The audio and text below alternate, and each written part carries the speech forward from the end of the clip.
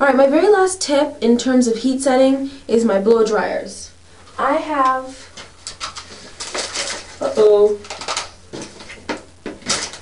it's a big mess. I have two.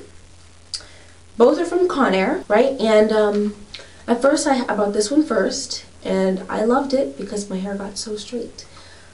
But it got really, really hot, and I'm like, why is my hair getting so hot? Because this one has two settings. It has low, high, and off, and a little cool button. The low is a bit too low. The high is a bit too high.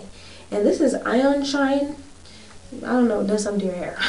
But it's so hot, and I'm like, my hair probably is getting more damage from the blow dryer than it is from the flat iron. And a lot of people think it's only their flat irons that do the damage, but it's also your blow dryer. So I went out and I bought this one just because I had a diffuser and I needed one. And this has a low setting, a high setting, off. It has cool, warm, and hot. And it's pink. But I really, really like this one better because it isn't as loud and it doesn't get as hot. Because my hair doesn't need to be super, super hot to get straight, right? And this one, I notice, is a lot cooler than the other one. So it's very important to make sure you know your heat tools as well as your hair. Like if your blow dryers are way too hot, it can do just as much damage as your flat iron. If you are obsessed with getting the straightest hair possible when you blow dry your hair, use a round brush. This is from Goody. Bought it a while ago. And when you're blow drying, you just kind of round it like this. Just kind of round it like this, and that makes it a lot easier to get it straight, so you don't have to use necessarily full blast heat and comb that out. If you use a round brush, it actually works really good. Alright, my next tip during the flat iron. First of all, don't use oil in your hair. My friend told me, oh yeah, before you flat iron, put oil in your hair. And I looked at her like, what are you talking about? Think about it. You put oil in a pot, a hot pot. The oil gets hot. If you put food over that oil, it'll start to spatter up. And the oil will like touch your skin and it burns, alright? So you put oil on direct heat, the oil gets really hot. So if you put oil on your hair and then you put a direct flat iron, like direct heat from a flat iron, the oil will overheat, okay? It will get really hot and it will burn your hair. Also, your hair will be very weighed down and kind of like heavy when you're done. You want to be able to like fling your hair around. But if you use oil, it'll burn your hair and it'll weigh down your hair. So if you really need to use oil in the flat iron process, do it after. My next tip is a maximum of 2 passes, okay? With any flat iron, with any flat iron, it's very important to bump the ends and use a rounded one. This is a rounded flat iron. Where can I find another one? This is a square kind of edge flat iron. I know I have lots of stuff. But I prefer these ones because I can do 2 passes and bump my hair nicely. You don't need to do 1, 2, 3, 1, 2, like 17 passes to get it straight. If you need to do that, then your heat maybe is a bit too low or you didn't blow dry properly. One of the two.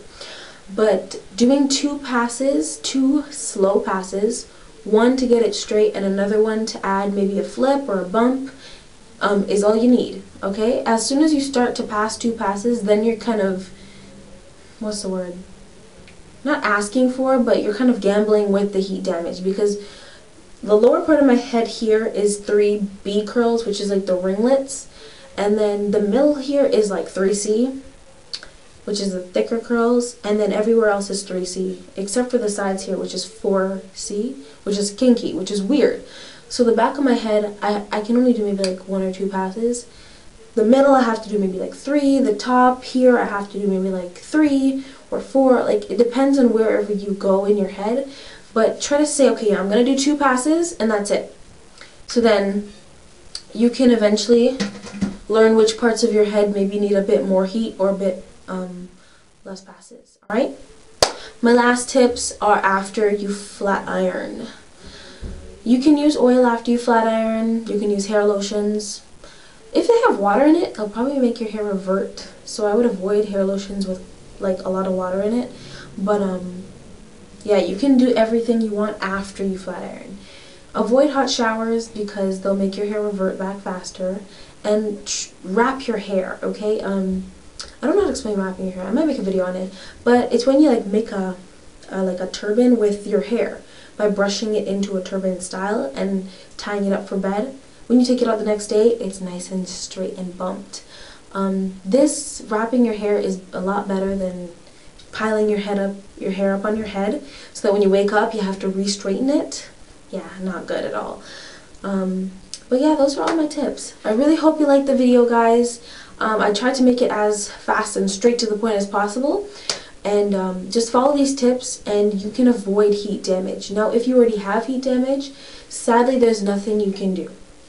There's no rinse, there's no cream, there's no potion, there's no magical spell that can make your hair revert back curly. If it's permanently straightened with the heat, it's permanently straightened. You have to wait for that to grow out and cut it back.